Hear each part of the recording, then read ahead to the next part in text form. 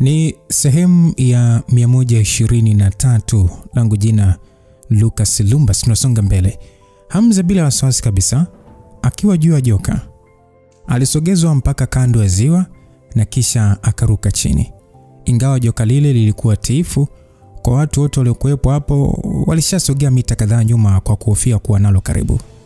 Basi Dina akasema kwamba Habi, wewe ni noma, yani hadi joka linakusikiliza. Aliongea Dina ambaye alionekana kumkubali sana Hamza. Hamza kwa kucheka akasema kwamba labda ni kwa sababu mimi ni handsome. Wewe unaonaje nilivyo? Nyakasura akasema eti handsome. Handsome gani uliokuwa nao? Lazima tu kuna ujanja umefanya ndio maana. Hamza akasema Nyakasura, kama umeamua kukosa aibu basi siwezi kukulazimisha. Lakini kwa nini useme mimi natumia ujanja? Nyakasura akajibu kwamba hebu acha kupoteza muda na maneno yako bwana. Nasema unachotaka ni nini kwangu? Hamza akasema bado sijafikiria ninachotaka kwako. Ila nikikipata nitakwambia muda wote. Nyakasura akasema kwamba kupoteza kwako muda kunaonyesha dhahiri kwamba unafikiria mambo machafu. Basi Hamza kusikia hivyo hakutaka kutia neno lolote kwa sababu aliona msichana huyo alikuwa na mambo mengi kichwani. Kwa kuwa Hamza alikuwa na mambo mengine kufanya, hakutaka kuendelea kupoteza muda eneo hilo. Hivyo mara moja alimgeukia Dina, akamwambia kwamba Dina, kuanzia sasa huyu Gamba ni rafiki yangu.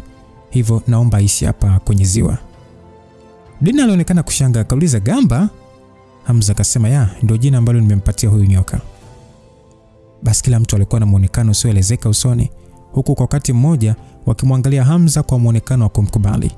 Wengi walikuwa kijiuliza, yani dude kubwa hilo analiita rafiki? Hamza akasema kwamba usiwe na wasiwasi, litajificha kwenye macho ya watu kule pembeni. Likifanya jambo lolote baya nitaliua mwenyewe. Dina akauliza kwamba lakini utalipatia chakula gani? Lao akasema kwamba madam, si kawaida nyoka anapenda kula panya ama? Dina akasema panya?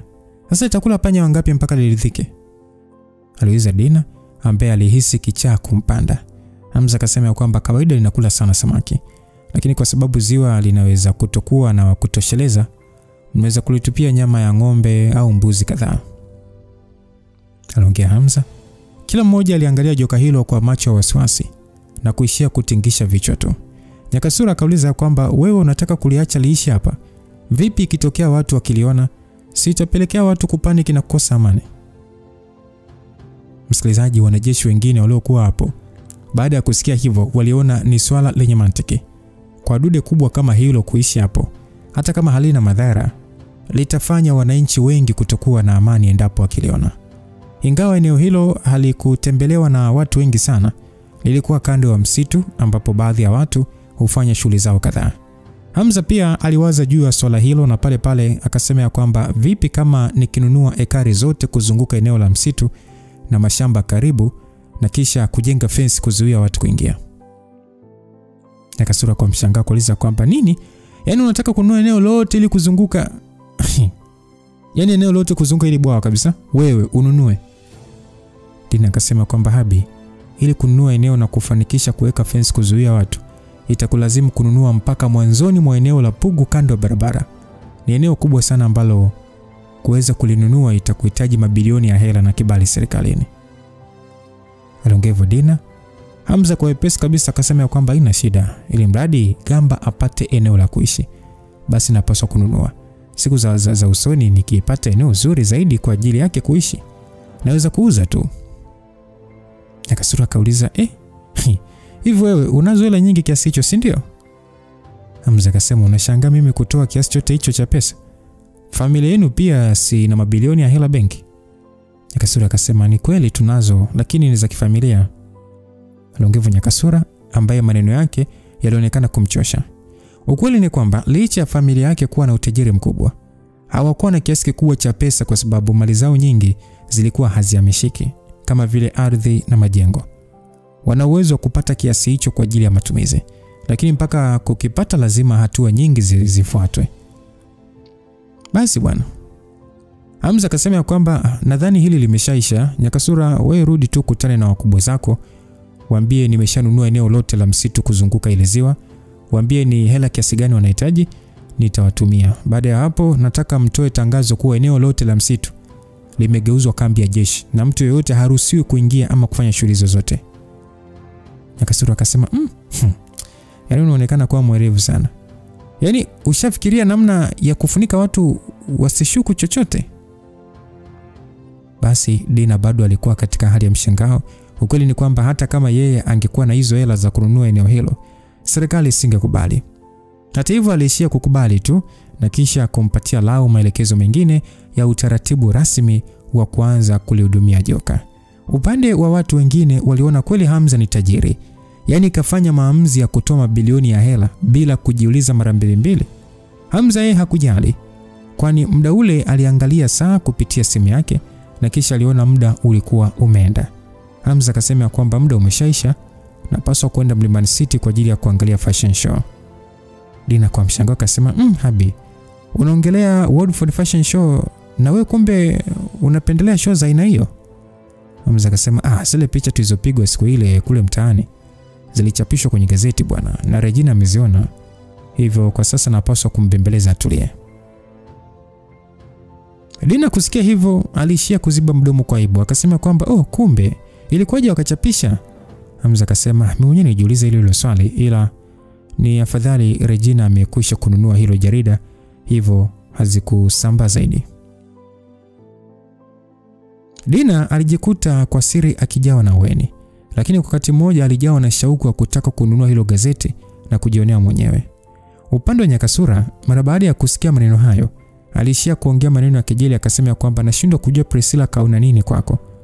Yaani mtu una hata aibu.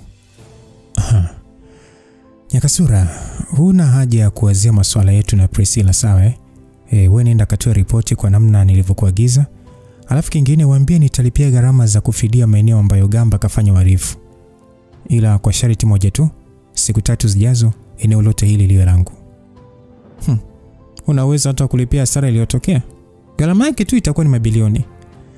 Kama nisipoonyesha nia yangu ya dhati, sidhani kama watakubali kuniuzia hili eneo. Basi Nyakasura alihisi tu mapigo yake ya moyo yakidunda kwa kasi na kujiuliza, huyu bwana ana hela kiasi gani? Alikuwa akijua kwa asilimia kubwa nchi ingekubali kumuuzia eneo hilo. Kwanza alikuwa na sura ya kukubaliwa, na pili kuuza eneo hilo isingekuwa hasara. Isitoshe ni eneo ambalo lipo pembezoni mwa mji. Ilikuwa imeshatimu saa 4 kamili za asubuhi. Hamza akiwa anaendesha aliona ampigie simu Reji kwa kuconnect simu yake na Bluetooth ili asije kuwa na hasira tena. Eneo la tukio lilikuwa limesheheni ulinzi mkali mno. Kulikuwa na walinzi wa kizungu na mpaka jeshi la polisi wenye silaha nzito. Waandishi wa habari kutoka maeneo mbalimbali ya ndani na nje ya nchi walionekana kupigania nafasi ya kupata picha za kutangaza tukio hilo. Lilionekana kundi kubwa la watu maarufu waliokuwa wakikanyaga kwenye zulia jekundu huku wakifanywa usaili wa maswali machache na waandishi. Ni muda huo pia ilionyesha tukio hilo linakwenda kuanza. Upande wa Reji, yeye hakukanyaga kabisa kapeti hilo, badala yake alipita upande wa pembeni na kuingia moja kwa moja ndani ya ukumbi. Ukumbi huo ulikuwa umepambwa kwa umaridadi wa hali ya juu. Eneo la mbele kabisa kulikuwepo na stage ya umbo la T, na chini yake lilikuwa ni eneo la wageni wa hadhi ya juu zaidi, na ilikuwa ni kama ni zaidi ya 100 hivi. Kulikuwa na siti nyingine pia ambazo zilikuwa zimeachana na eneo la katikati. Sasa upande wa Reji, mavazi yake hayakuwa yakionyesha sana. Kareji kalikuwa kamevalia gauni jeusi tu lenye urembo wa madini ya almasi. Hata hivyo urembo wake uliwavutia watu wengi waliokuwepo ndani ya eneo hilo tokea muda ambao aliingia ukumbini hapo. Sasa Kareji kenyewe kalishazoea kuangaliwa namna hiyo, hivyo kalisha tu kupotezea, ila kwa wakati mmoja kalionekana kuchukia kwa sababu ya Hamza kutokuonekana ndani ya eneo hilo. Hakakutaka pia kuanza kumpigia simu kumuulizia uko wapi nini, hivyo alishia tu kujifanyisha kutokujali kuwepo ama kutokuwepo kwake. Ila ni muda huo huo simu yake ilianza kuita. Mara baada ya kuangalia ni namba ya Hamza aliyokuwa akisubiria kwa muda mrefu, alishia kupokea. Hamza akasema kwamba wife, naomba nisamee, kuna mambo yametokea ila yameisha sasa hivi.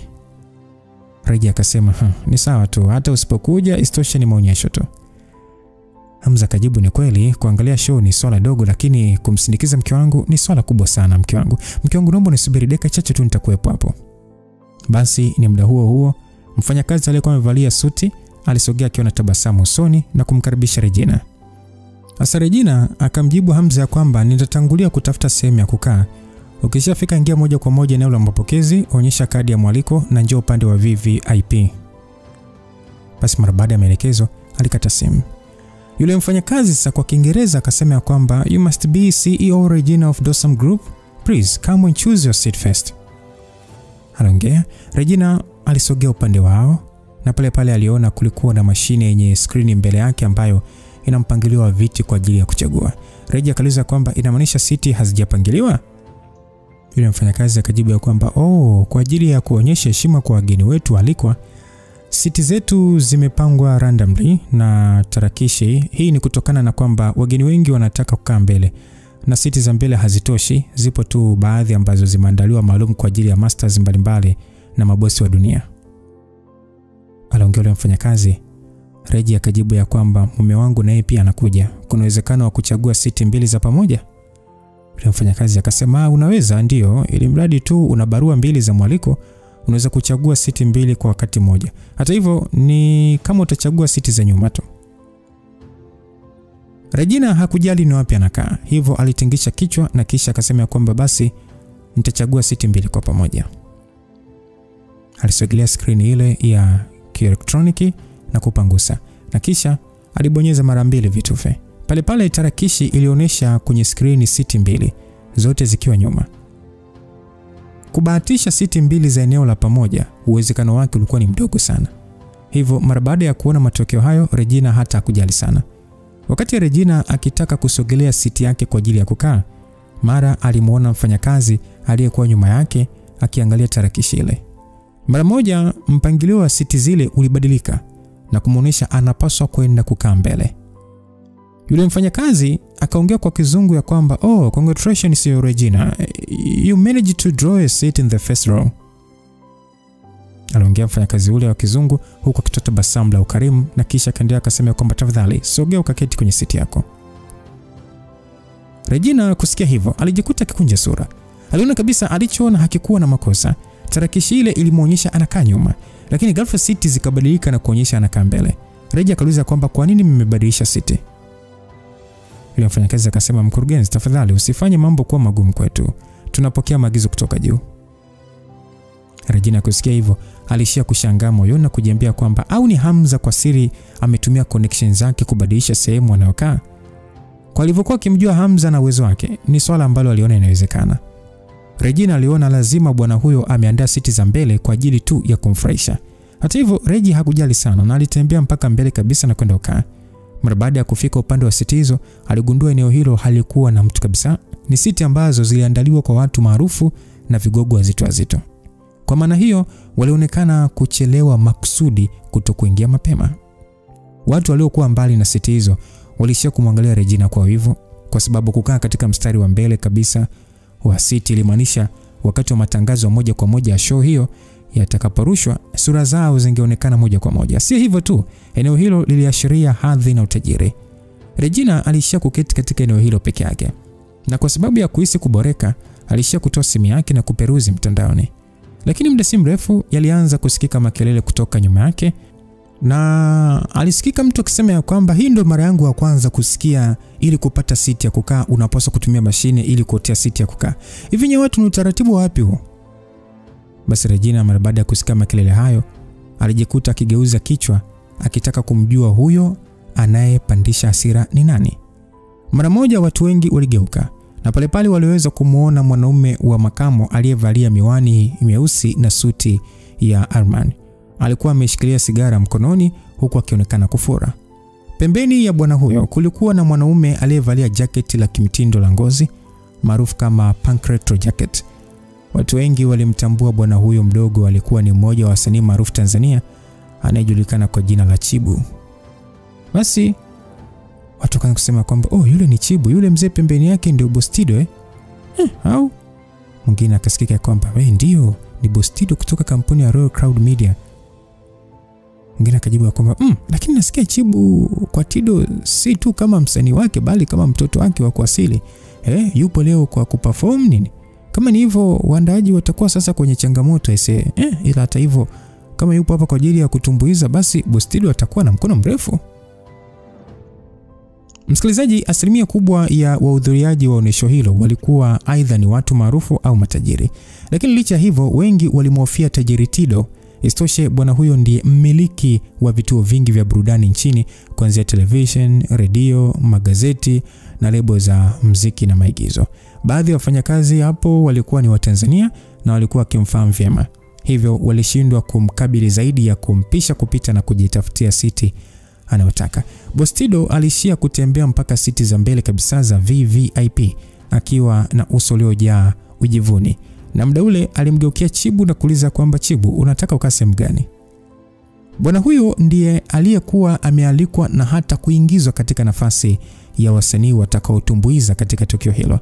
Hata hivyo, ili kumpromote vizuri, alitaka akae mbele, sehemu ambayo kamera zitakapomnasa vizuri. Basi Chibu kwa mapozi kabisa na kulamba midomo akiwa anatafuna publish, alishia tu kuangalia mkao wa siti hizo na kisha robaro zaidi akanyoshia siti iliyokuwa kando na Regina. Akasema kwamba nitakaa pale, ndio sehemu wanaokaa watu wazito. Boss Tido alishia kutingisha kichwa, kisha akatembea mpaka mbele ya Regina, akasema kwamba nakujua wewe ndio mwanamke mjasiriamali bosi wa kampuni ya Dosam. Nilisha kuona mara kadhaa kwenye vyombo vya habari na magazeti. Aliongea Boss Tido. Upande wa Chibu alishia kumkodolea Regina macho ya kifisi. Ingawa Regina hakujisikia vizuri kuwa karibu na watu hao, hakutaka pia hakutaka kuwa nao kwenye mgogoro, hususan kwa bosi mkongwe kama huyo. Tajiri Tido. Isitoshe, waandalizi wa tukio hilo walichotaka ni jambo lao kufanikiwa. Basi Regi akasema kwamba ndio, ni mimi, kuna tatizo lolote Boss Tido? Boss Tido akasema kwamba nataka tubadilishane siti, nadhani hauna pingamizi lolote, si ndio? Aliongea Boss Tido kana kwamba swala hilo lilikuwa jepesi sana. Karibia wageni wote waliokuwa karibu walimwangalia, iwe ni kwa kupenda ama kutokupenda. Kwanza swala hilo liliwavutia macho. Isitoshe, karibu ya wageni wengi eneo hilo walijulikana, hivyo wengi pia walimfahamu Regina nani. Ukweli ni kwamba licha ya kampuni ya Dosam kuwa kubwa, kulinganisha na mali kampuni inazomiliki nini, zinakaribiana kabisa na kampuni hiyo ya Boss Tido. Hivyo ni sawa na hakuna wa kumtunishia mwenzake misuli. Lakini upande mwingine, katika swala la hadhi, kutokana na connection au ubini, wengi waliamini Boss Tido alikuwa mtu mzito zaidi. Isitoshe, iliaminika alikuwa katika ukaribu mkubwa na Rais Mgweno. Baadhi ya wafanyabiashara na watu maarufu waliokuwa wakimkubali Regina walionyesha hali ya wasiwasi, kwa sababu wote walijua tabia ya Regina ilivyo. Hivyo kama akipingana na Boss Tido, lolote linaweza kutokea. Upande wa Regina alishia kukunja ndita kidogo. Alionekana kuwa katika hali ya kufikiria akubali au akatae. Upande wa wahudumu wa ukumbi huo walionekana kupandisha ujasiri wao na kisha kushauri ya kwamba Boss Tido, Madam Regina ameshachukua siti zote mbili na sheria zinazuia kubadilisha. Basi mara baada ya bosi huyo kusikia hivyo, muonekano wake ulibadilika na kuwa mweusi zaidi. Kisha pale akasema kwamba umeongea nini? Sijakusikia vizuri. Wafanyakazi wale sura zao zilifubaa, huku hali ya jasho ikiwavaa kwenye paji za nyuso zao. Basi akaambiwa kwamba mnafanya nini bado? Ongeeni na mkurugenzi wa Wofford kama mnataka kuendelea kupata tenda kwenye matukio makubwa nchini. Mnapaswa kuelewa na godfather wangu akikasirika ni ngumu kwenu kufanya biashara. Basi akaambiwa kwamba Mr. Chibu, tunamheshimu sana Boss Tido, lakini Madam Regina ni mgeni wetu rasmi pia. Kabla ya kusubiri wafanyakazi wale kuongea, Boss Tido alishia kukunja sura na kusema ya kwamba kwa hiyo unamaanisha kwamba nishakuwa mzee vya kutosha, si ndio? Hivyo sina ushawishi unaolingana na huyu binti mjasiriamali, kwamba hadhi yangu ni ndogo kuliko yake. Aliongea kwa kupandisha sauti. Mara baada ya kusikia hivyo, yule mfanyakazi alitingisha kichwa chake kwa nguvu kukataa. Chibu akasema kwamba nyinyi wafanyakazi, na washauri muache kumkasirisha godfather wangu. Matokeo yake ni makubwa nje ya mnavyodhani. Aliongea Chibu. Mara baada ya kuona wafanyakazi hao wakiwa hawana jinsi, Regina alijikuta akivuta pumzi ya masikitiko. Regina akasema kwamba hakuna shida, nitawaachia. Kauli hiyo haikumaanisha kwamba alikuwa akimwogopa tajiri huyo.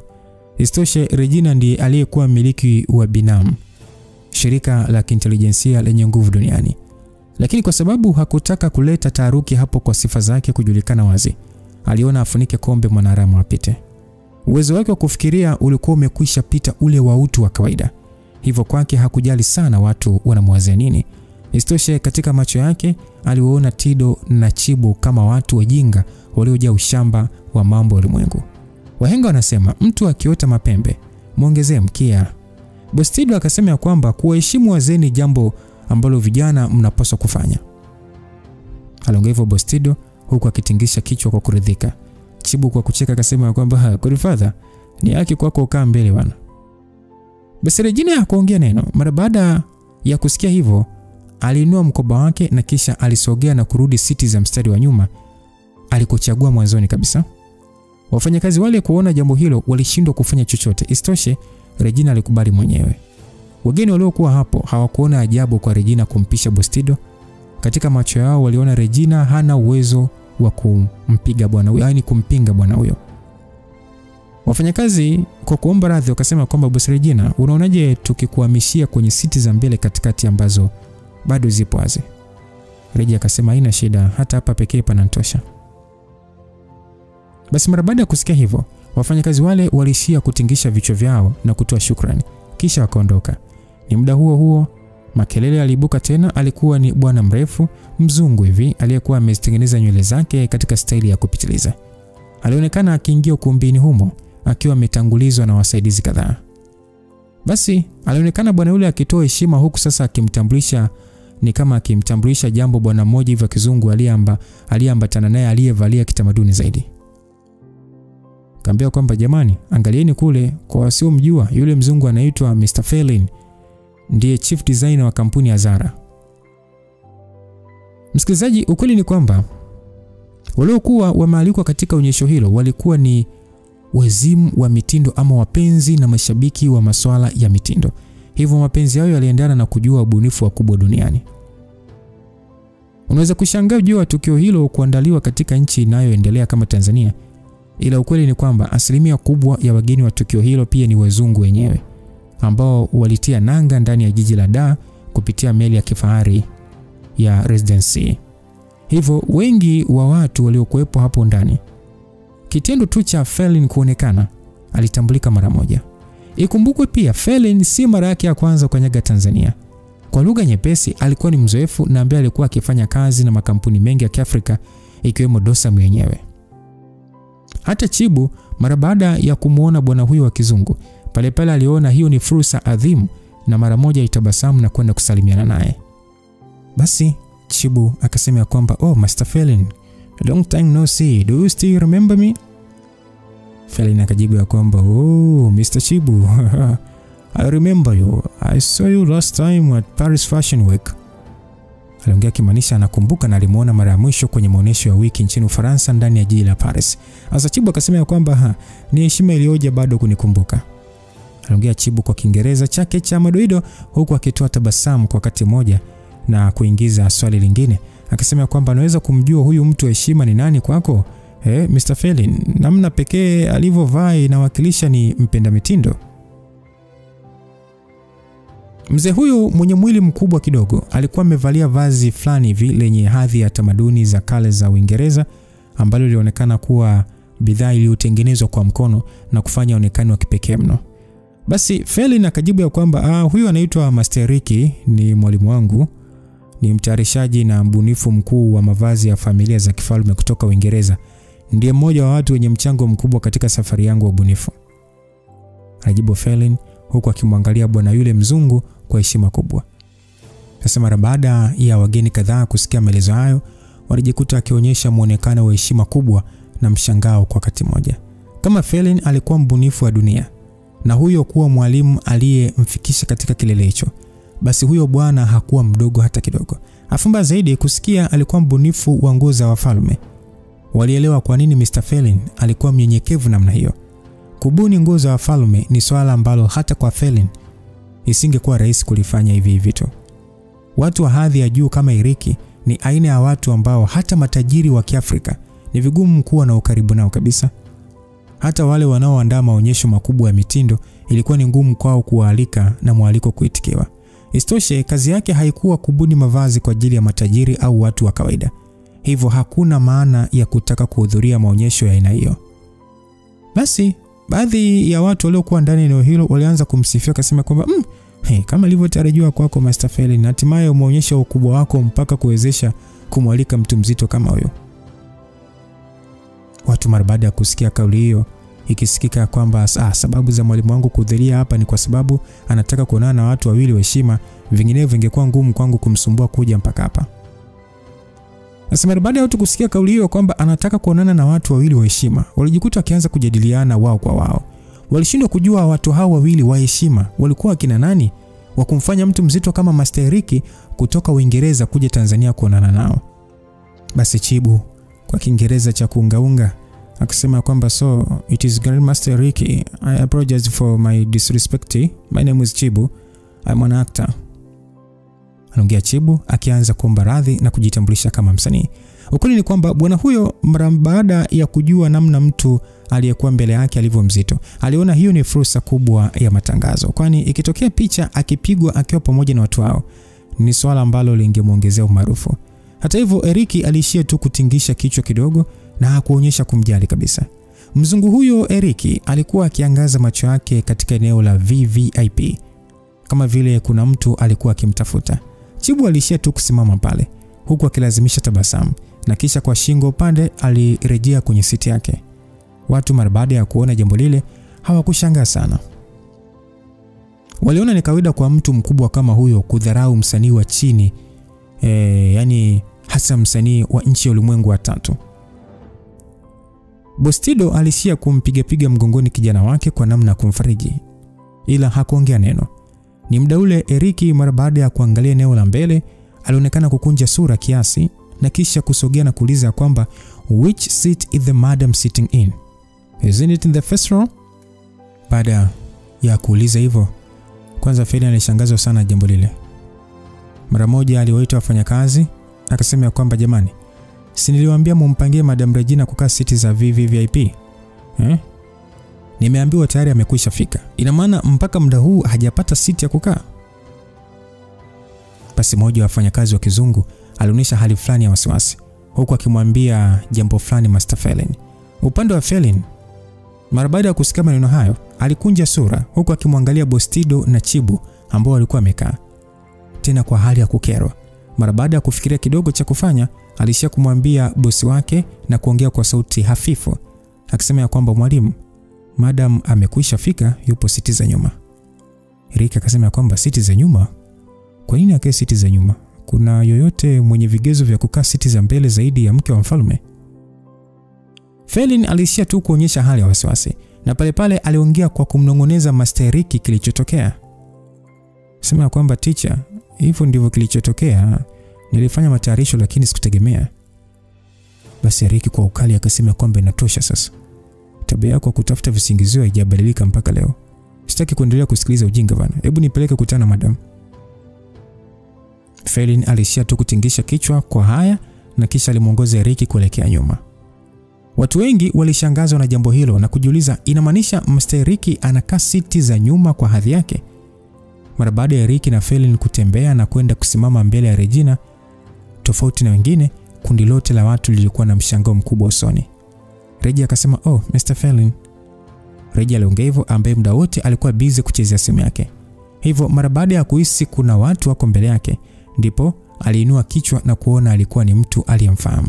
Isitoshe, kampuni hizo mbili, yani Zara na Dosam, zilikuwa na ubia wa kibiashara pamoja na Regina ambaye amekuwa katika ukaribu wa kibiashara na Felin kwa muda mrefu. Basi Felin akasema kwamba kwako Madam CEO Regina, huyu ni mwalimu wangu, nadhani ulisikia jina lake kipindi kile. Aliongea Felin akimtambulisha Eric. Hata hivyo Eric mwenyewe alikuwa na uso wa heshima. Alishia kuweka mikono yake kwenye kifua na kisha kuinamisha kichwa. Eric akasema kwamba madam, you can just call me Eric. Baada ya kusikia maonyesho haya makubwa yangefanyika hapa jijini Dar es Salaam kwa mara ya kwanza, nimeona iwe heshima kwangu kuwatembelea wewe na Mr. Ni heshima kwangu kukutana na wewe hapa, na hakika uzuri wako hauhitaji macho yote mawili kutambua. Msikilizaji, katika eneo hilo bwana huyo alikuwa mwangalifu mno kwenye matamshi yake, akijizuia kutokumuita Hamza kwa jina lake. Regina muda huo alijikuta akijaribu kuvuta kumbukumbu ya mara ya kwanza alivyokutana na Felin na kugundua mavazi Hamza aliyokuwa akiadharau kuwa ni ya bei ghali, na pale pale akamtambua. Reggie akasema kwamba oh, Mr. Eric, ndio wewe mwanafunzi wa Mr. Alec? Kusikia hivyo Eric alitabasamu. Eric akasema kwamba ndio kabisa, sikutegemea madam ungenitambua mtu mdogo kama mimi. Kwa nini sikufahamu? Mume wangu amekuwa akiniambia nguo zake zote wewe ndiye unazitengeneza.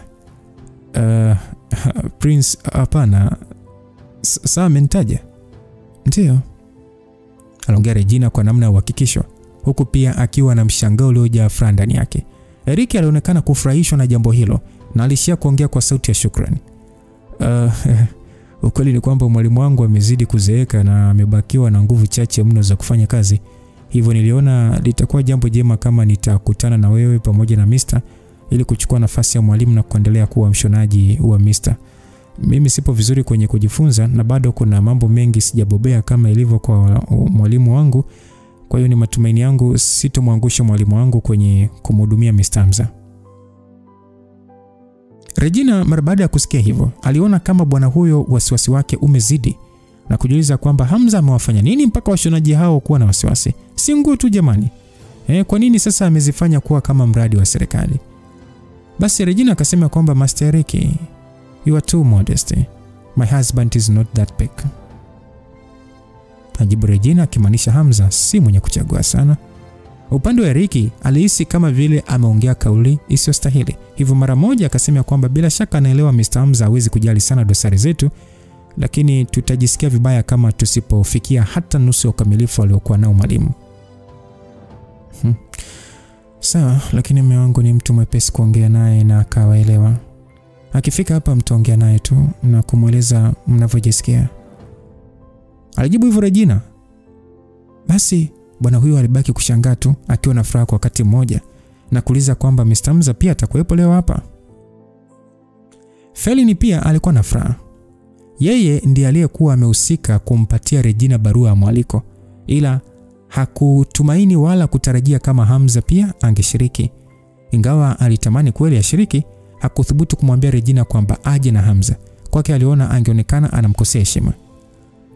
Atafika, amekuwa na masuala kadhaa ya kushughulikia, ndio maana amechelewa. Si unaona nimemwachia siti ya kukaa?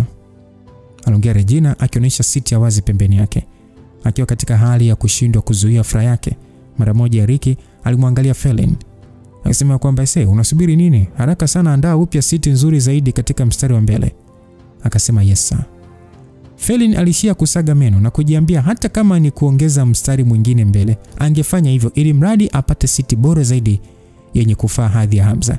Hata hivyo Regina alimzuia na kusema kwamba haina shida, siti za mbele tayari zimekwisha jaa. Na kubwa zaidi ni kwamba nimebatisha siti za upande wa nyuma, kwa hiyo waache waliochagua siti za mbele wakae kwa ajili ya kufurahia tukio.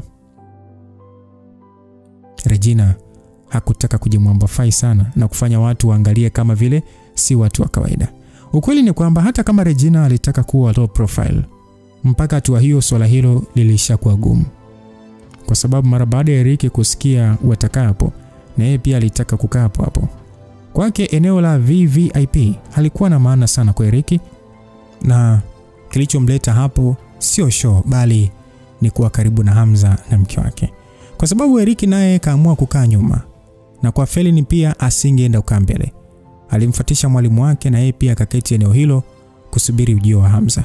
Ghafla tu ni kama eneo la VIP liligeuka kutoka kuwa mstari wa mbele na kuwa mstari wa nyuma, kwani watu wote waligeuza sura zao na hata kusababisha shingo kuwauma. Mara baada ya Regina kuona macho mengi ya wivu na husda akimwangalia, ajikuta akiwa hana jinsi moyoni mwake. Hata hivyo asingewafukuza wazungu hao mara moja, hivyo alishakuvumilia tu. Akiwa amekaa mbele, Chibu alijikuta uso wake ukikunjamana kwa jambo hilo.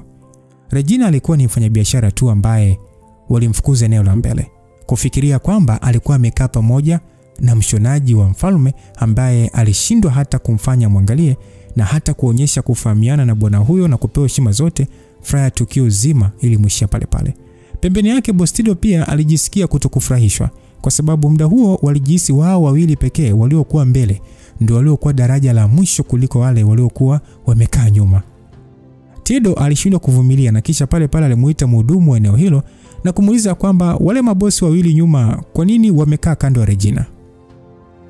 Basi mfanyakazi yule alikuwa akielewa kinachoendelea. Hivyo mara moja akajibu ya kwamba ni kwa sababu kampuni ya Zara Group na Dosam ni wabia wa kibiashara, nadhani ni kwa sababu wanafahamiana. Tido akasema kumbe. Tido mara baada ya kupata uelewa huo, aliona angalau anaweza kukubaliana kidogo na swala hilo. Lakini ni muda huo surprise nyingine ilitokea ndani ya ukumbi huo. Mwanaume wa umri wa makamo, mzungu tu aliyevalia suti ya brand ya McQueen, alikuwa pamoja na mwanaume mwingine ni mzungu pia mwenye umri wa miaka kama 50 hivi, aliyevalia shati nyeupe ya Dial.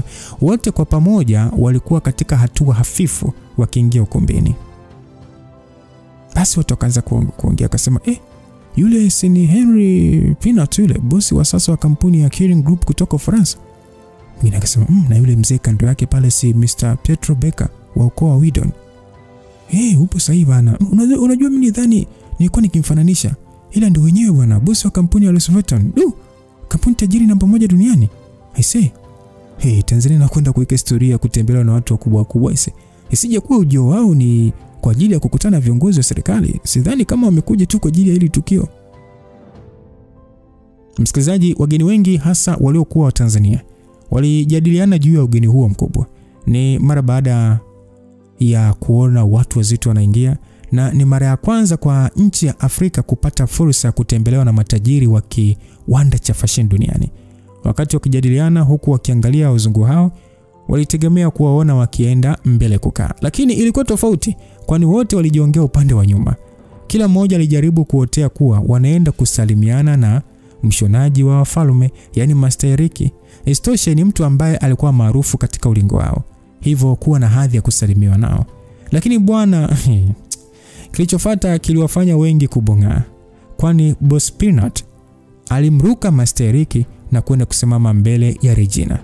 Akasema kwamba madam, do you remember me? We met once before in Paris when we were rack. Aliongea Henry Pinot kwa kujishusha, akimsalimia Regina na kusema kwamba walishawahi kukutana kabla ndani ya jiji la Paris, bahati ikiwa upande wao. Bila shaka Regina alimkumbuka mzungu huyo kwa sababu ndiye aliyemletea zawadi nyingi sana za kujaza vyumba viwili. Nadhani mtakumbuka mwanzoni sana mwa simulizi hii. Asa Regina akasema kwamba Mr. Pinot, how can I forget? Thank you for receiving me in Paris last time. Aliongea Regina akiwa amesimama. Asa Pinot akasema kwamba ni swala tu lililopaswa kufanya. Baba yangu alitaka pia kuhudhuria, lakini kutokana na uzee ametuma salamu zake za dhati kupitia kwangu. Aliongea Pinot kwa unyenyekevu.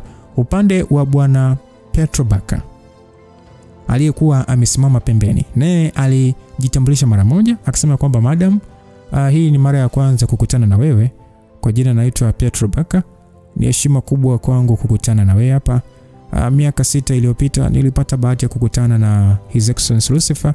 Kupitia msaada wake, kampuni yetu imeweza kujipanua kimasoko katika maeneo mengi na kuneemeka kwa kiasi kikubwa. Viwanda vyetu vingi pia vimekuwa salama kutokana na ulinzi wake. Kwa niaba ya wanabodi wote wa kampuni, ninatoa shukrani zangu za dhati kwake. Regina akasema, kumbe sikufahamu Mr. Becker unafahamiana na mume wangu. Aliongea Regina akipeana mkono na mzee huyo. Mzee akasema kwamba Mr. Lucifer ametusaidia sana, ndio maana kwa namna moja ama nyingine tumekuwa na wasiwasi, tumejisahau sana kurudisha fadhila. Aliongea hivyo. Sasa muda ule Regina alishaelewa kuwa mabosi hao hawakuwa hapo kwa ajili ya kushiriki maonyesho hayo, kwa sababu level zao zilikuwa nje ya tukio hilo. Sababu kwa ujio wao ni kukutana, ama ni kutaka kuonana na Mwamba Hamza. Hivi na nyinyi mpo hapa kwa ajili ya kuonana na mume wangu, si ndio? Regina aliuliza hivyo. Akajibiwa kwamba tukio hili limepata bahati ya kufanyikia hapa jijini Dar es Salaam. Kwa hiyo tumeona itakuwa fursa kwetu kukutana na Mr. Lucifer. Istoshe ni ngumu kwetu kumsumbua nje ya maeneo kama haya. Lakini bila shaka hata kama tusipokutana naye, kukutana na wewe pekee safari yetu ya kuja Afrika inakuwa na manufaa sana. Mabosi hao hawakuthubutu kupiga simu au kuomba kukutana na Hamza moja kwa moja. Mbinu yao pekee ilikuwa ni kuonana naye kwa kumvizia kama hivyo. Basi Regina aliona alikuwa na bahati kumtaarifu Hamza ili kuja naye hapo. Vinginevyo ingekuwa hali mbaya kwa mabosi kama hao kuja mpaka Afrika kwa ajili ya kuonana naye na kushindwa kumuona. Sasa ni muda ule ule wafanyakazi ama wahudumu wa ukumbi huo, kitengo cha mapokezi, waliwasogelea mabosi wale wa kizungu na kuonyesha heshima zao za ukaribisho. Sasa mmoja wa mfanyakazi alisema ya kwamba, "You two, please take your seat at the VIP table in the first row." Mara baada ya Pino kusikia hivyo, aliishia kuonyesha mkono wa kukataa. Akasema kwamba haina haja, mimi nitakaa tu hapa, siti yangu kabidhi tu mtu aliyepaswa kukaa hapa. Petro naye akasema kwamba hata mimi pia nitaketi hapa. Wafanyakazi wale walijikuta wakishangaa. Hawakuamini kama watu hao walikuwa wakikataa kukaa katika meza zao za daraja la kwanza na kukaa nyuma kabisa. Mabadiliko hayo waliona kabisa yangefanya wale waliokuwa wamelipia hela nyingi kukaa mbele kutokuwa na furaha. Hata hivyo, kwa sababu ilikuwa hiari yao, wasingepinga. Hivyo mabosi hao wawili wa kampuni kubwa kutoka Ufaransa walikaa kando ya Regina.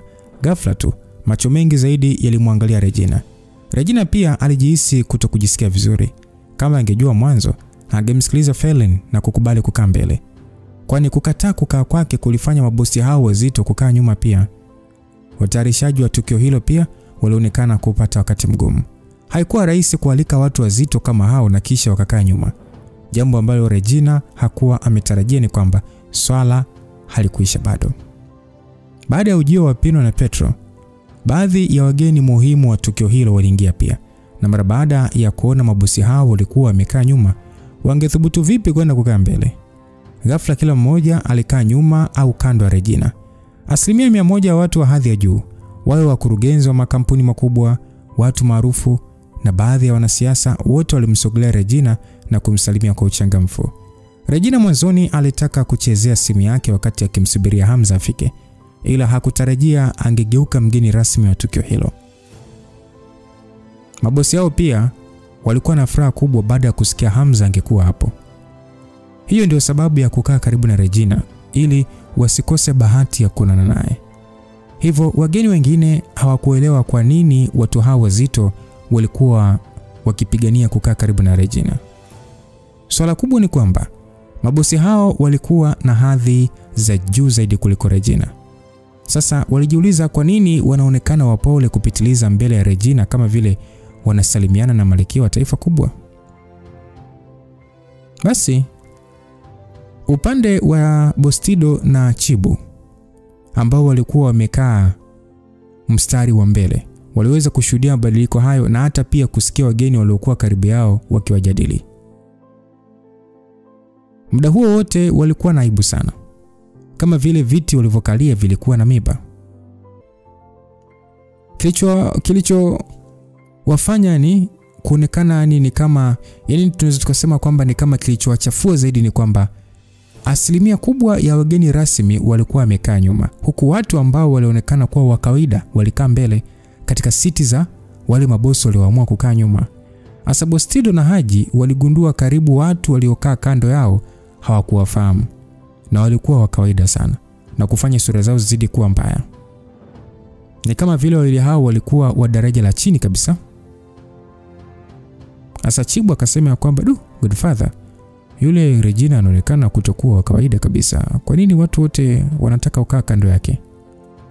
Bostido akasema, wasiwasi wa nini bwana? Kama kweli alikuwa mtu mzito, kwa nini alikubali kutuachia siti yake? Inaonekana kabisa ni kutokana tu na kuwa na sura ya kirembo bwana. Ndio maana wakubwa wale wameamua kukaa karibu yake. Aliongea Bostido huku akiweka sura yake ya kejeli. Chibu alifikiria kuhusu swala hilo na kuona lilikuwa na mantiki. Isitoshe kampuni ya Dosam haikuwa kubwa kiivo.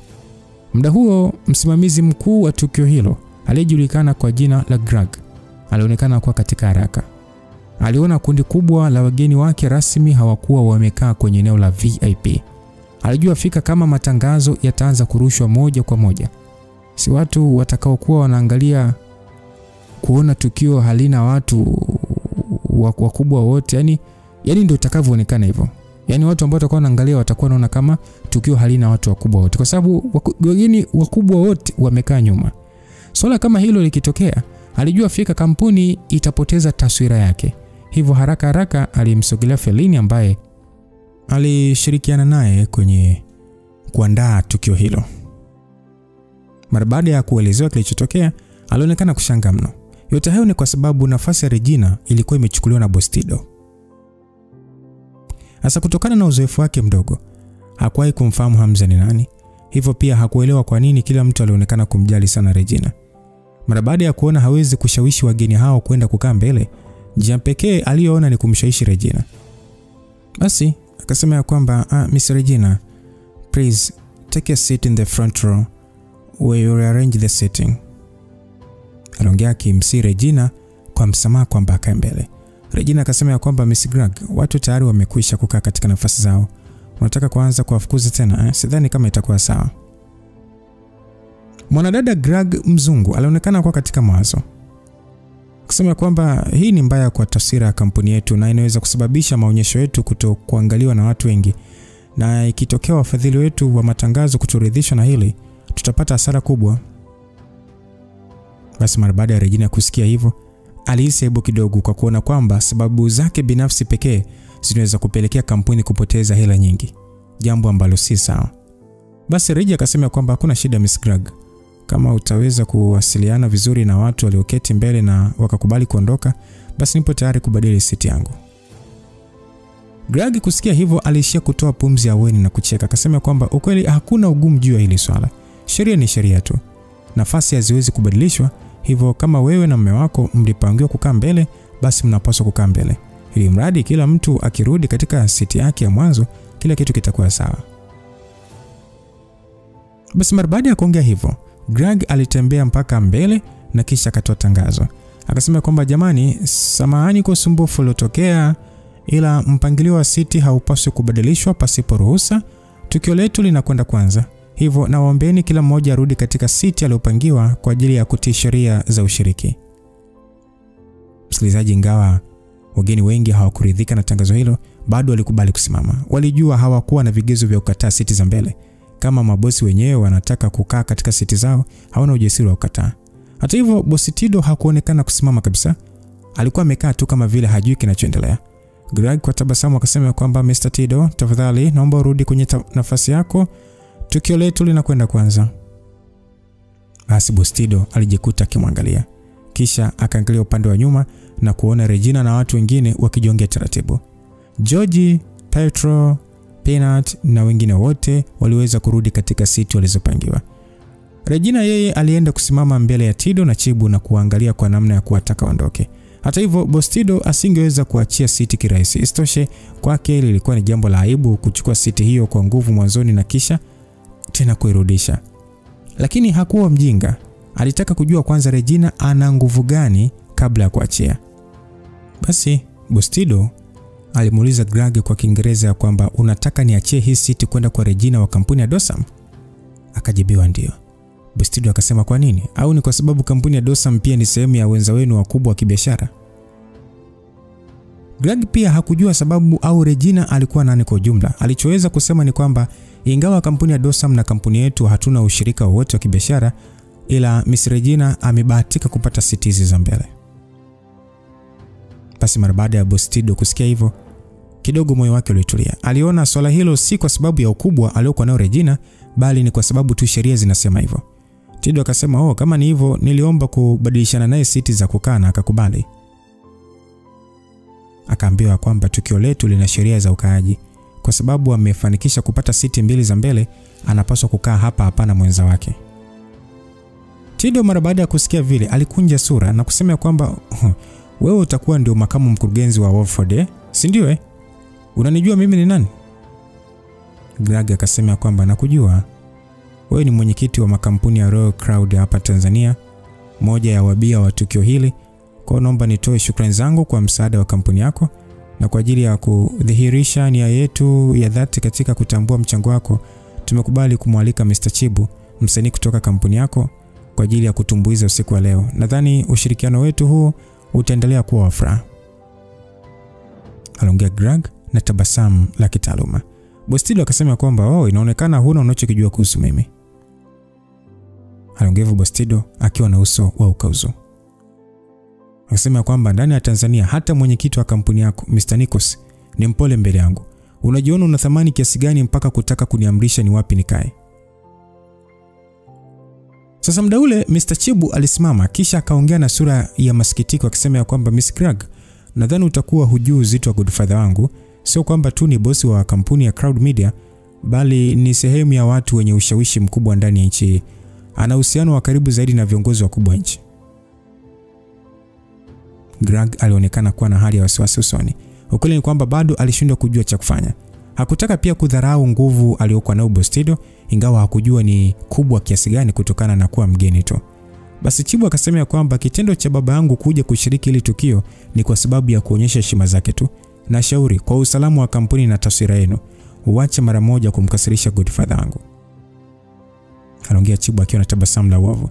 Greg mara baada ya kusikia hivyo, mpaka hapo aliona kabisa hakuwa na mbinu nyingine, asingeweza kuwarudisha wageni hao tena kwenda kwa nyuma, na pia alishindwa kumtoa Bostido kwenye kiti. Regina akasema kwamba tuachane tu na hili. Kisha akasema kwamba Miss Greg, sitoangalia show kwa leo. Mume wangu hajatokea, hivyo sipo kwenye mood nzuri. Aliongea Regina. Regina alikuwa kweli hana mood ya kuendelea kumsubiri Hamza, na pia kuona kuna haja ya kushindania nafasi na Bostido. Sababu kubwa ya kutaka kuondoka pia ni kutokana na kuchukia kwamba Hamza mpaka mdau bado hajatokea. Basi Eric akasema kwamba madam, kama hutaki kuangalia hii show na mimi pia sipo tayari. Hata hivyo Regina alitingisha kichwa kumkatalia. Akasema kwamba Mr. Eric, au wewe na wengine mnaweza kukaa na kuendelea kuangalia show ili msifanye mambo kuwa magumu kwa watayarishaji. Kama mnataka kuonana na mume wangu baada ya maonyesho, nitawalika kwa ajili ya chakula. Mara baada ya mabosi yao kusikia hivyo, walijikuta wakifurahi. Waliona kama wangeweza kupata chakula pamoja na Hamza, lingekuwa jambo kubwa zaidi. Regina hakutaka kusubiri muda mrefu, hivyo aligeuka akitaka kuondoka kwenye ukumbi huo. Hata hivyo, ile anataka kupiga hatua tu, aliweza kuona mwanaume akiingia ukumbini hapo kwa namna ya kukimbia. Hamza alikuwa na tabasamu la haya usoni. Alikuwa anakimbia kafika akasema, "Wife, samahani ase, kulikuwa kuna msongamano wa magari mno, hivyo nimeshindwa kuwahi." Hamza alikuwa ndo kwanza nafika, na alipata shida sana kwenye kuegesha gari lake kutokana na nafasi kuisha. Reji kwa hasira akasema kwamba umechelewa sana wewe. Hamza akasema, sikuwa na jinsi. Upande wa Chibu aliyekuwa akijiamini mwanzo, mara baada ya kumuona Hamza aliyetokea, ghafla tu uso wake wote ulifubaa, huku miguu yake ikilainika na kukaa kwa kudondokea kiti. Bostido kwa shauku akasema kwamba Chibu, nini tatizo? Chibu akasema, kudadeki Godfather. Yule jamaa ndio niliyekutana naye kipindi kile. Uso wa Tido ulibadilika akasema, nini? Unataka kuniambia ni ndio bwana ambaye aliambia jeshi likupige? Hali ya woga iliishia tu kujionyesha usoni mwa Chibu, huku akitingisha kichwa kidhaifu akisema ndio. Basi pale pale Bostido alihisi kuna kitu kipo sawa. Alijua watu hao hawakuwa wakimsogelea Regina kwa sababu yake, bali ni kwa sababu ya Hamza. Ilikuwa ni kama alivyohisi, kwani Eric na wengine wote baada tu ya kumuona Hamza mara moja walisimama. Kila mmoja alikuwa na hali ya msisimko usoni, na mmoja baada ya mwingine walisogea kumsalimia. Hamza alijikuta katika hali ya mshangao baada ya kuona kundi hilo la mabosi. Alikuwa akiwajua karibu wote, lakini alishangaa kwa kujiuliza hao watu wanafanya nini hapa da. Basi Hamza akasema kwamba Eriki, Alec anaendeleaje? Pina mdogo, naona sasa umesharithi nafasi ya baba yako. Hey boss Wetton. Ile masharubu ulinyoa. Hamza alionekana kuongea na watu hao kwa namna anavyofahamu kawaida tu. Yaani kama vile alikuwa akiongea na watu wa kawaida sana. Wageni wengi waliozunguka walibungaa, hawakuelewa inakuaje bwana mwenye muonekano wa kawaida hivyo kuzungukwa na mabosi yao kisha kusalimiwa kwa heshima. Mara baada ya watu kujua huyo ndiye mume wa Regina, ni kama walianza kupata mwanga. Isitoshe walijua mtu anayeweza kumuoa Regina lazima si mwanaume wa kawaida. Basi baada kusalimiana kwa ufupi na watu hao, mara moja alimsogelea mke wake na kisha kuuliza kwa hali ya kushangaa kidogo, "Hey wife, kwa nini bado haujakaa? Siti zetu ziko wapi?" "Mimi sina mood ya kuendelea kukaa hapa. Unaonaje tukiondoka tu?" "Kwa nini sasa? Umekasirika kwa sababu nimechelewa ama?" Pembeni mara moja Felin aliingilia na kuongea, huku akiwanyoshia mkono Chibu na Tido. Akasema kwamba Mr. Hamza ni kwa sababu Miss Regina siti yake imechukuliwa. Mara baada ya kusikia hivyo, nyusi za Hamza zilicheza. Kisha akawaangalia Bostido na Chibu waliokuwa nyuma. Muda huo Chibu jasho lilikuwa limemjaa. Wakati huo bosi wa tukio hilo mara moja alimsogelea Hamza kuzuia mzozo. Akasema kwamba Mr. Hamza, si ndio mimi ndio msimamizi mkuu wa tukio hili, naitwa Greg. Na kwaidi nitakuandalia siti nyingine wewe na Miss Regina tena haraka iwezekanavyo kabisa, kwa tafadhali subiri kidogo. Greg mara baada ya kuona mabosi hao walivyokuwa wakimsalimia Hamza, alijua tu ni mtu ambaye hapaswi kumkosea hata kidogo. Hamza kwa upande wake alishia tu kunyoosha mkono wake na kisha akasema kwamba hakuna haja ya kuongeza siti. Waambie hao wawili waliokaa kwenye siti zetu waondoke. Maneno ya Hamza yaliweza kusikiwa vizuri na Boss Tido na Chibu, na vile vile yalikuwa yamesikiwa na wageni wengine. Kwa namna alivyoongea kwamba waondoke kwenye siti hizo, ilikuwa ni kama udhalilishaji mkubwa kwao. Uso wa Tido ulikuwa umebadilika sana. Hakuna mtu aliyewahi kuwa mkorofi kwake, hata viongozi wa nchi. Lakini upande wa wazungu hao walijua kama Hamza akiamua kuwaondoa mabwana hao lisingekuwa swala la kushangaza. Muda huo huo Tido alianza kutoa kicheko cha kejeli na kusema kwamba kijana, hata kama una watu nyuma yako, unapaswa kuwa makini kuliko kuleta kejeli mbele yangu. Isitoshe, sio kama maonyesho haya yameandaliwa na kampuni ya Dosam. Msikilizaji, ingawa Chibu alikuwa na wasiwasi, lakini kwa uwepo wa Godfather wake, ujasiri ulimwingia. Akasema kwamba Miss Greg, usisahau mimi ndiye mtumbuizaji. Yani bila mimi, yani watu watakaoangalia tukio hili basi watakuwa ni wachache sana, na watu watakasirika kwa kuwadanganya. Greg alikuwa na wasiwasi mno juu ya swala hilo. Alishia kuongea kwa sauti ya kubembeleza, akasema kwamba Mr. Hamza anaweza kuandalia siti zingine tafadhali. Kufukuza wageni haiwezi kuwa na taswira nzuri kwa kampuni yetu. Lakini Hamza angejali vipi? Alishawahi kukutana na Chibu mwanzo. Hivyo pia aliweza kukisia na huyo Godfather wake atakuwa na tabia gani. Ilikuwa sawa kwa watu hao kumchokoza yeye, lakini kwa nini wamuonee mke wake? Hata kama Regina hakujali, yeye asingeliacha lipite hivi hivi. Hamza akasema kwamba kama hamtaki kutoka basi sawa. Aliongea Hamza na pale pale alitaka kusogea, lakini mara moja Regina alizuia. Akasema kwamba Habi, tafadhali usiwe hivyo. Kuna watu wengi wanakuangalia na pia zingatia hadhi ulionayo. Aliongea Regina kwa kushauri. Hamza alifikiria swala hilo na kuona ni kweli. Ingawa alifanya kumtetea mke wake, aliona akijitia najisi ni sawa na kujiweka daraja sawa na watu hao. Hivyo Hamza pale pale aligeuka na kuangalia wale wazungu. Hamza akasema kwamba nani ni bosi wa hii kampuni? Hamza akajibu kwamba Mr. Hamza, bosi wake anaitwa Mr. Nikos. Hamza akasema mbona sijawahi kumsikia? Basi Petro akasema kwamba Mr. Nikos ana hadhi kiasi fulani, ni kawaida kwako kutokumfahamu. Aliongea hivyo Petro akimaanisha kwamba ingawa bwana huyo ni bosi wa hiyo kampuni, bado ana hadhi ndogo mno kwa mtu kama Hamza kumtambua. Basi mmoja kati yenu ampigie simu na kumaliza ile swala. Basi wote walitoa simu zao kwamba ngoja nipigie mimi. Lakini aliyeonyesha speed ya kufanya hivyo alikuwa ni Henry Pino, na mara moja alimpigia Nikos, mwenyekiti wa kampuni ya Wolford. Mapema tu simu iliweza kuunganishwa na sauti iliyokuwa na ucheshi ilisikika upande wa pili. Pino hakupoteza muda, na mara baada ya kuongea maneno machache tu alikata simu. Ndani ya sekunde 60 tu simu ya Greg ilianza kuita na haraka akaipokea. Mara baada ya kusikia maneno machache tu, muonekano wake wote ulibadilika. Akiwa na mshtuko mkubwa usoni na woga kwa wakati mmoja, wakati akimwangalia Hamza, akasema kwamba yes, I understand. Mara baada ya simu kukatwa, Greg mara moja aliinamisha kichwa chake kumuonyesha Hamza heshima. Akasema kwamba samahani sana Mr. Hamza kwa ukorofi wangu, tafadhali usije kunilaumu, nitalimaliza hili swala mara moja. Sasa mara baada ya kumaliza maneno hayo, pale pale aliwasogelea Boss Tido na Chibu, na kisha kwa muonekano wa userious mkubwa alisema kwamba Mr. Tido, Mr. Chibu, tafadhali ondokeni ile eneo mara moja, mmefukuzwa rasmi kwenye maonyesho haya.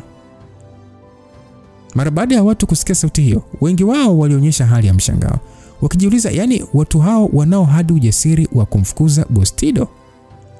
Wageni wengi hawakuelewa na walijikuta wakiwa na maswali mengi.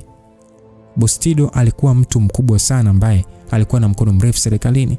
Sasa walijiuliza, yani Regina na mume wake walikuwa na thamani kiasi cha kampuni hiyo kutaka kuingia kwenye ugomvi na bosi huyo? Boss Tido kwa hasira akasema kwamba nani kakupa mamlaka kunifukuza? Bosi Niko si mwenyewe akiwa mbele yangu anakuwa mpole. Wewe unajiona nani? Akaambiwa kwamba samani mister, lakini haya maagizo nimepewa na Bosi Niko si mwenyewe. Hata tukio la Mr. Chibu kutumbuiza limefutwa rasmi.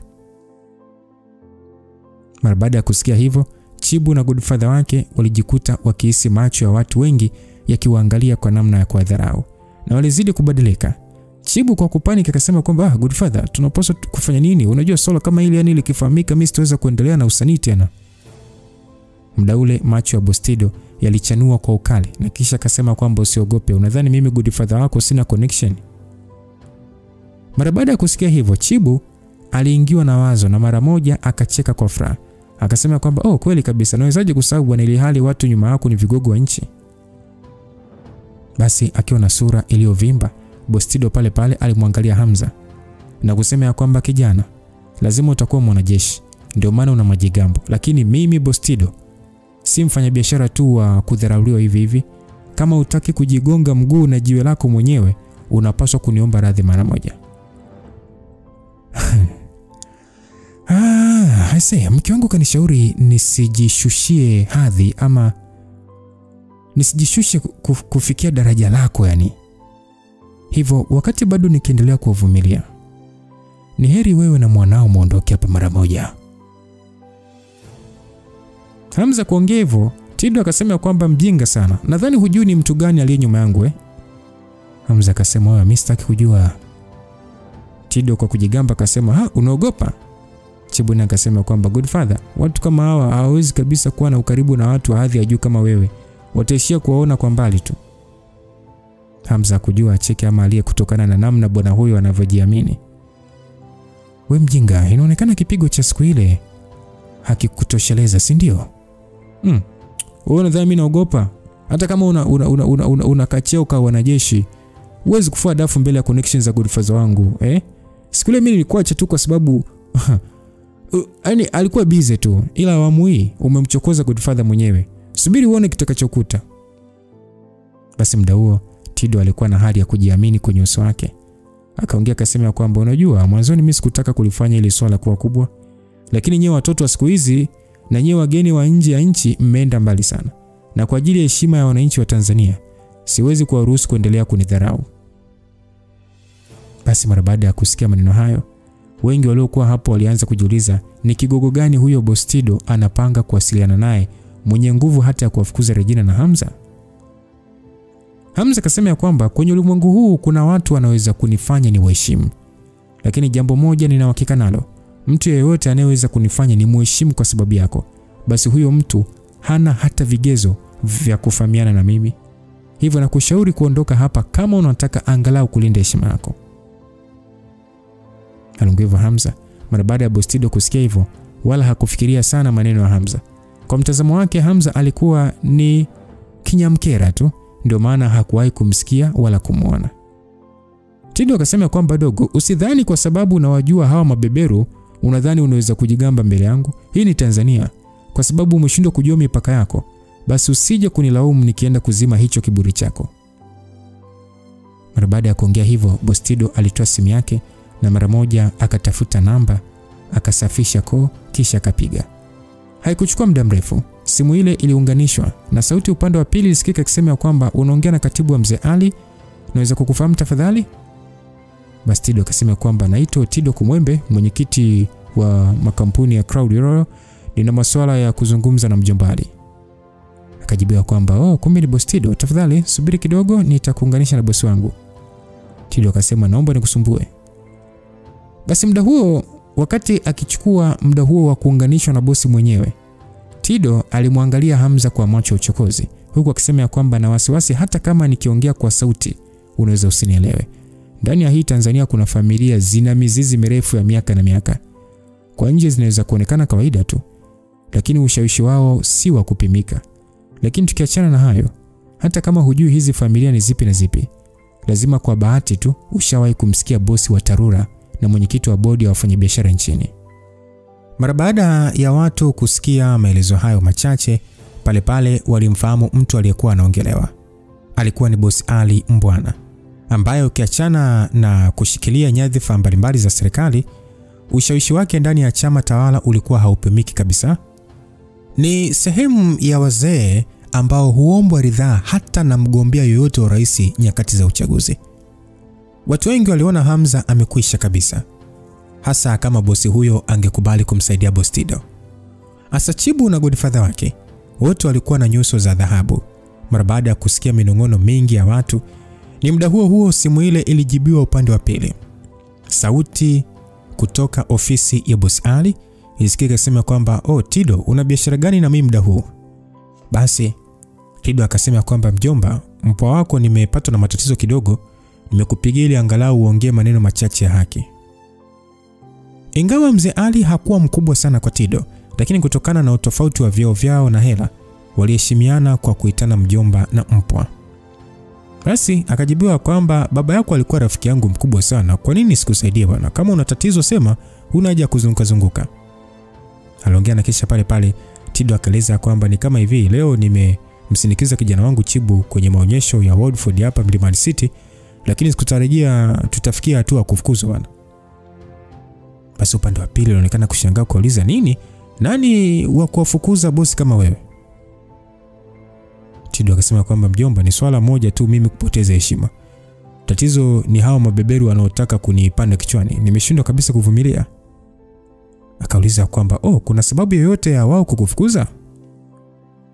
Sasa muda ule yani wakati Tido anataka kuongea neno, simu yake ilikwapuliwa.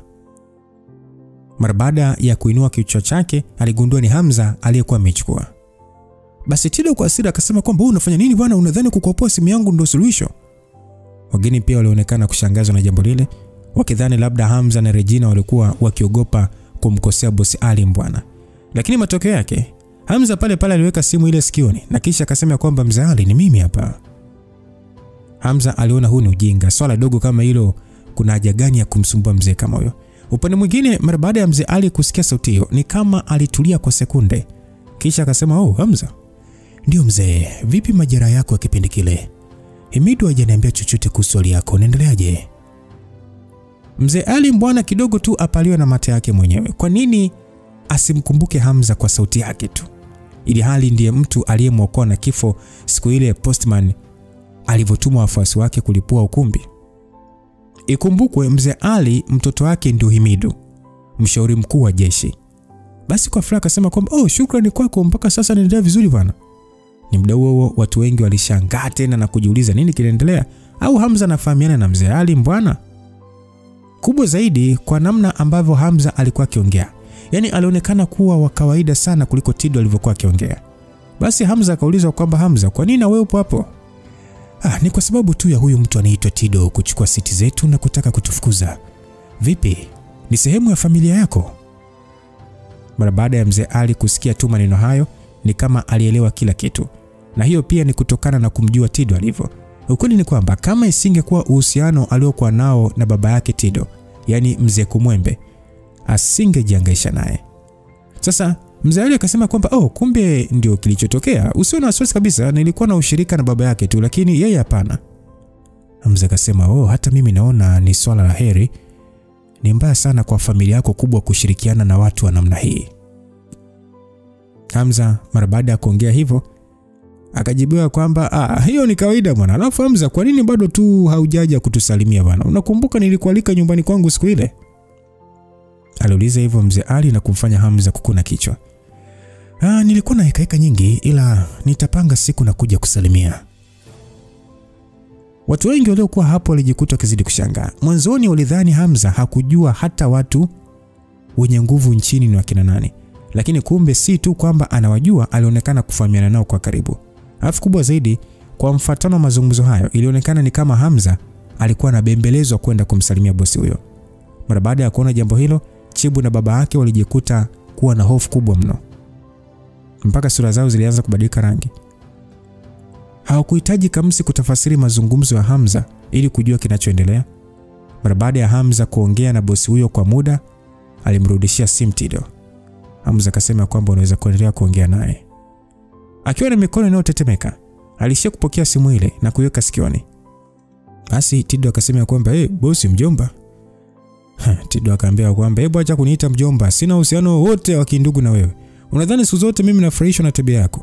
Nikwambie tu, kijana aliye mbele yako ni mtu ambaye huna hata hadhi ya kuokota uchafu wa viatu vyake. Balaa gani hili unataka kuniletea wewe? Usije kunitafuta tena bana. Mzee Ali alionekana kuwa na hasira kwa sababu aliona Tido angesababisha aingie katika matatizo na Hamza, jambo ambalo hakutaka litokee hata ndotoni. Hivyo mara tu baada ya kuongea alikata simu. Uso wa bosi Tido ulimshuka kama vile nafsi ilitengana na mwili.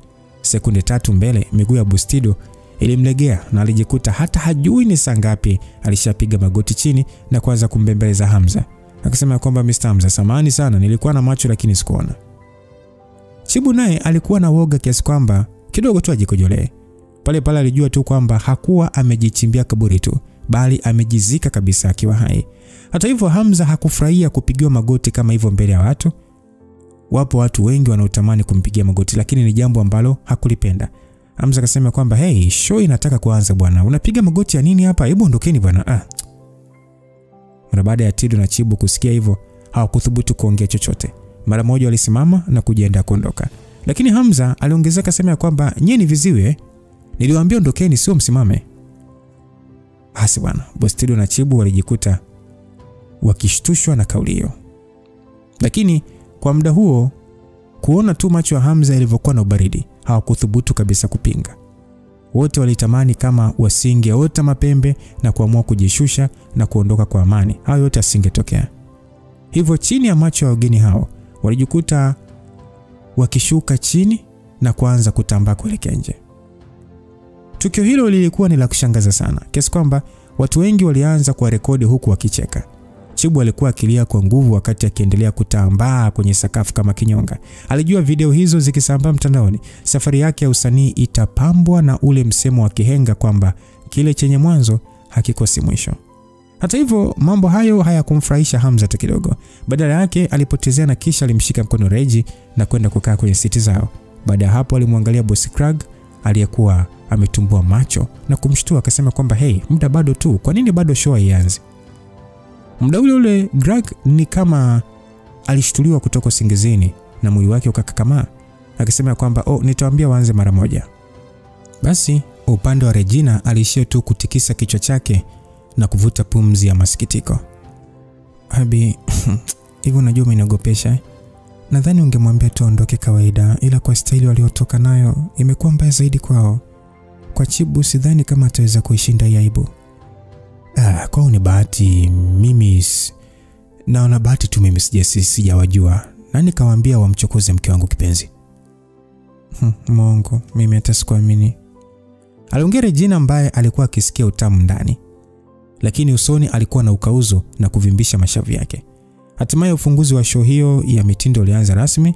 Upande wa Hamza hakuweza kuweka umakini kabisa kwenye maonyesho hayo, na hata kwa Regina hakuwa makini vile vile. Na hiyo ni kwa sababu Hamza alimwambia Regina kuwa amenunua msitu kwa ajili ya kutokuruhusu watu kulikaribia ziwa, mahali ambapo ameamua kufuga joka la kibisa. Sasa Regina kusikia habari hiyo, umakini wake wote uligeukia huko.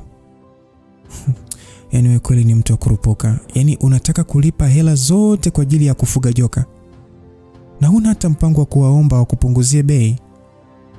Hamza alishindwa kujua cheki ama yaani kwa Regina hakujali ukubwa wa joka, bali alijali kiasi cha pesa anachokwenda kulipa. Hata hivyo aliona labda ni kwa sababu Regina alifundishwa kuheshimu hela tokea akiwa mdogo, ndio maana shauku yake ilikuwa kwenye matumizi ya hela zaidi. Regina alimwambia Hamza anaweza pia kuligeuza joka hilo kuwa kivutio cha watalii na kupata faida kubwa ya hela baadaye. Hamza alishia kutingisha kichwa tu. Ukweli ni kwamba kwake hakufikiria kabisa hela wala swala la kupata faida. Mara baada ya show kuisha, Regina aliwataarifu mabosi hao kutoka pande zote za dunia kwamba angeweka utaratibu wa kukaribia kwa ajili ya chakula. Na Hamza naye hakupinga kwa sababu ni mke wake, mama mwenye nyumba aliyekuwa ametaka kufanya hivyo. Basi mabosi hao pia walionekana kushukuru sana kwa jambo hilo. Kwa Hamza aliona ni heri swala hilo limeingiliwa na Regina mwenyewe, maana kama ni yeye angewaambia warudi tu walikotoka. Basi siku ikapita na usiku kaingia. Mara baada ya chakula cha usiku, Hamza aliangalia TV kidogo na kisha alitoka kuchukua mazoezi. Ingawa kwa siku za hivi karibuni watu wa nguvu ya mfalme Armageddon hawakuwa na viashiria vyovyote nchini, hivyo watu wa uungu wa kale hawakuwaletea kabisa Hamza na Regina shida. Hata hivyo Hamza aliweza kunusa harufu ya hatari iliyopo mbali na kumfanya ashindwe kabisa kutulia. Usiku sana Hamza aliweza kurudi kwenye chumba chake akiwa ameloa jasho na kuingia bafuni kuoga. Mara baada ya kumaliza, alivaa bukta na kisha akachukua laptop na kuweka mazingira ya kuendelea kusoma taarifa za Earth Access. Ingawa Hamza alishaacha kabisa kwenda kwenye kampuni ya Regina kufanya kazi, lakini kutokana na kuwa na mambo mengi hakuchoka kubakia nyumbani. Ni muda huo wakati Hamza akiendelea kusoma, mara aliweza kugundua Regina anamtafuta. "Hey wife, nini tatizo?" aliongea Hamza mara tu baada ya kufungua mlango. Regina alikuwa ameshikilia laptop mkononi. Mara baada ya kuona mwili wa Hamza uliovimba kwa ukakamavu wa misuli, alijikuta akiingiwa na aibu za kike. "Si ulisema unataka taarifa kuhusiana na sinagogu? Nimekuja kupatia." Hamza mara baada ya kuelewa hivyo, mara moja alichukua laptop ile na kisha haraka akaangalia kilichomo ndani. Regina bado tu alikuwa amesimama nje ya mlango. Mara baada ya kuona Hamza alikuwa busy kuangalia nyaraka hizo, aliona ni kama Hamza hamjali kabisa na kumfanya kujisikia vibaya moyoni mwake. Katika kipindi cha nyuma Hamza angefanya hivi na vile kumchokoza tu kwa ajili ya kumtaka lainike, lakini muda huo alimuona Hamza ni kama mtu aliyepoteza hamu ya kumchokoza. Reji kwa sauti hafifu akasema kwamba "Habi, mimi narudi kupumzika kwanza." Ni muda huo Hamza alikumbuka alikuwa amemsimamisha Regina mlangoni na mara moja alimshika mkono. Hamza huko akicheka akisema kwamba "Wife, haina haja ya kuwa na haraka hivyo, Hebu ingia kwanza ndani basi nikupe kinywaji chochote." "Kinywaji gani unataka kunipa siku wote mimi? Ni kinywaji gani hicho ambacho unataka kunipatia?" aliuliza Regina akiwa ni sitaki nataka. Mara baada ya kuingia ndani, alimkaribisha chini na kisha akaenda kumiminia kweli chai kutoka kwenye chupa. Ilikuwa ni chai ambayo Hamza alipewa na Dina. "Wife, hebu onja hii chai, ni nzuri mno," aliongea Hamza akimkabidhi Regina, huku wakati mmoja akiuliza swali lingine. "Alafu vipi kuhusu gharama za hii taarifa? Nishaongea na Sali kuandaa hela." Regina kusikia swali hilo, alishia kumwangalia Hamza kwa kumshusha. "Wewe ni mjinga sana. Unachukuaje hela yako sasa?" Hautaki tena nikilipa? Lakini si ulisema mume na mke wanaweza kulipana pia?" "Tatizo lako ni mjinga sana. Ndio maana hujui kama nilimaanisha au nilikuwa nikiongea tu. Kama unataka kunipa hela, wewe nipe tu. Isitoshe ni vizuri hautowapa wanawake wengine." Aliongea Regina kwa hasira. Hamza alihisi ni kama ni kwanza alijiuliza atajuaje kama alikuwa akiongea kwa kumaanisha au alikuwa akitania tu. Regina mara baada ya kunywa kidogo chai, aliweka kikombe chini na kisha akasema kwamba "Habi, hebu angalia hizo taarifa za sinagogu. Mimi sijawahi kudhania mfalme wa sinagogu kuwa ndio huyo msichana." Hamza pale alichukua laptop ile na akaangalia picha iliyokuwa ikimuonyesha msichana wa kizungu. Ilikuwa ni picha ya msichana Barbara, mtoto wa tajiri Leibson. Picha hiyo ilikuwa imepigwa wakati wa sherehe za kiimani, na Barbara kama mfalme wa sinagogu alionekana akipokea ishara ya wito kutoka kwa waumini wake. Regina akasema kwamba kwa sasa tulichofahamu ni juu ya kambi tofauti za imani ya sinagogu, lakini kuhusu Barbara inaonekana amejificha vizuri sana. Mpaka sasa tumeshindwa kupata eneo alipo. Hapa Priscilla ataenda Ulaya siku chache zijazo kwa ajili ya kupokea tuzo. Nadhani napaswa kutuma mtu kwa ajili ya kumlinda kwa siri." Hiyo ni kweli. Ingawa Priscilla ana damu ya Kifonix, ila bado hawezi kutumia nguvu zake. Ngoja nitampigia simu mchafu na kutuma ninja kwa ajili ya kazi hiyo. Hamza mara baada ya kuwaza hivyo aliona ni swala analopaswa kulishughulikia mara moja. Hivyo haraka alichukua simu yake na kuwasiliana naye. Mara baada ya kuona Hamza anapiga simu, Regina hakuwa na haraka ya kuondoka. Ilikuwa ni adimu sana kuingia chumbani kwa mume wake. Hivyo alianza kuchunguza mpangilio wa chumba. Hata hivyo, kwa sababu Hamza hakuwa mtu wa mambo mengi, chumba hakikuwa na upekee wote. Lakini ni muda huo macho ya Regina iligota kwenye faili ambalo Hamza alikuwa amelifungua kwenye laptop yake na akajikuta akivutiwa nalo. Ndio, kwa namna yote tunapaswa kwanza kuzingatia usalama wa Priscilla, wakati tukiendelea kuweka juhudi ya kufuatilia wanachama wote wa sinagogu na kumpata huyu Barbara. Aliongea Hamza kwa Kiingereza na pale akahitimisha maongezi yale. Ni muda huo, mara baada ya kuangalia, aliweza kugundua mke wake alikuwa makini na tarakishi yake, akionekana kupitia kile kilichomo kwenye tafiti zake. "Wife, kuna tatizo? Na wewe pia unaelewa hivyo vitu?" Habi, hizi nyaraka ni matokeo ya tafiti zilizotolewa kwenye ethics kwa ajili ya kumwamsha Angel. Ya, nimerekodi baadhi ya taarifa zote zenye manufaa, ingawa naweza kukariri kila kitu, ila naogopa nisije kusahau hatua. Naona hapa kuna kurasa zaidi ya 100 na maneno yasiyopungua milioni 1. Wewe ndio umeandika kila kitu? Aliongea Regina, akiangalia takwimu za nyaraka hiyo na kuonekana kushangaa. Jambo kubwa ni kwamba ili kuelezea taarifa zake kwa usahihi, Hamza alitumia lugha mbalimbali na baadhi ya chati, jambo lililofanya taarifa kuwa kubwa. Ingawa Regina hakuelewa sana baadhi ya maneno na lugha za kitabibu, alijua ni ngumu kuchapa maneno hayo kwa urahisi, kwa sababu mpangilio wake ulikuwa ni kama kitabu, na kosa kidogo tu maana yake pia matibabu yangeshindikana. Ndio nimeandika mwenyewe kwa sababu unajua taarifa za ethics ni nyeti mno. Si rahisi kumpa mtu kunisaidia. Regina alijikuta akimkodolea Hamza macho. Ndani ya akili yake aliweza kuona kila kitu kilichokuwa kiendelea. Aliweza kushuhudia namna Hamza alivyokuwa akihangaika usiku kucha na tarakishi, akichapa, akisoma taarifa na kutafasiri kwa umakini mkubwa. Basi bwana, ghafla tu tabasamu lililojitokeza katika uso wa Regina ni kama vile ua linalochipuka wakati wa kiangazi na kushangaza kila mtu mwenye moyo. Hamza mara baada ya kuona tabasamu la mrembo huyo, alijikuta akimeza mate mengi na pale pale akauliza wife, "Kwa nini unaniangalia namna hiyo?" Msikilizaji, kilichotokea humo chumbani, naomba kwanza nitulie kidogo, halafu tukutane sehemu inayofuata. Sitaki kuongea sana. Tukutane sehemu inayofuata kufahamu mengi zaidi. Langu jina Lucas Lumbas. God be with you till we meet again. Bye bye.